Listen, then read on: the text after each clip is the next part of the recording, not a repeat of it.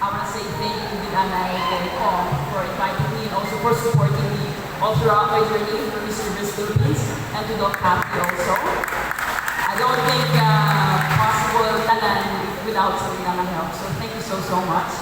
And to the Mayor of Saraga, to all the mayors, vice mayors, SK members, and SK members, to everyone in here, good morning and avance. To tell you, I was on my way in here up in the plane and I asked myself what topic do I want to talk about today.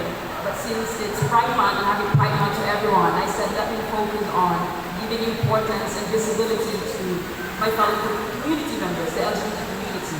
Me, myself, is a proud member. And ever since I was a kid, it's always been a struggle for me on putting myself in a place where I think I belong, especially on my gender orientation. I call myself as an androgynous. So to most of you that don't understand what it is or don't have an idea about it, it's when there's days that you wake up and you feel more feminine, and there's days that you wake up and you feel more masculine. But it doesn't really matter because everyone wants to put us up in a box and we need to be labeled as just one when we can be anything we want.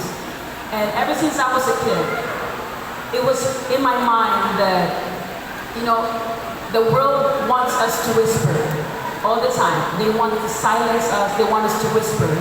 But at an early age, I chose to scream. I chose to be my authentic self, regardless if people wouldn't like me or not. So at the end of the day, we need to understand that people doesn't need to love us. They don't need to accept us, or they don't need to like us at all. But the moment that you look at yourself in the mirror, you need to understand that you need to love the person that you see in there. So I think for me, what's really, really important in here is to love yourself, to look at yourself, and to feel confident and beautiful regardless of what your shape and who you are. I know it is hard to be yourself. Me, myself, when I joined Miss Universe, and a lot of parts of my life, I have been discriminated because of my gender orientation. And as much as it is hard, but I think that by staying with my core, by becoming the woman or the person that I want to be, is the only way for me to inspire these people. Magkambal sila. Yeah, if you're gay or if you're lesbian, no one would accept you and would love you.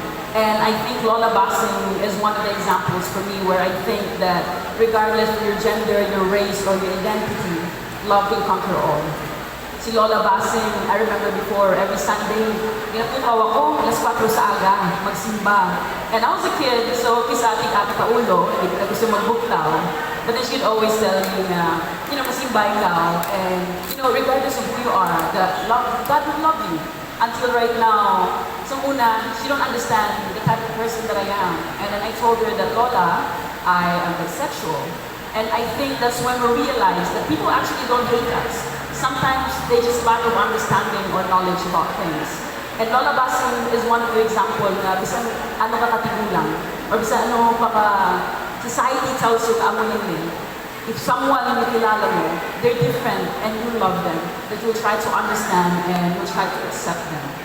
So for me, one of the greatest achievements in my life happened actually a week ago or 2 weeks ago.